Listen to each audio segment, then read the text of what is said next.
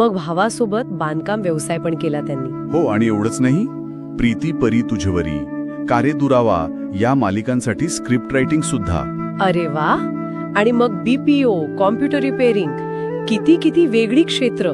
मला हाच प्रश्न पडतो की या सगळ्या अनुभवांमधून त्यांची आजची जी बोलण्याची पद्धत आहे ती कशी तयार झाली असेल. चांगला मुद्दा आहे. मला वाटतं ना, प्रत्येक अनुभवातून काहीतरी घेतलं त्यांनी. सेल्समधून लोकांशी कसं बोलायचं ते शिकले असतील, स्क्रिप्ट रायटिंगमधून स्टोरी कशी सांगायची, पकड कशी घ्यायची हे कळलं असेल.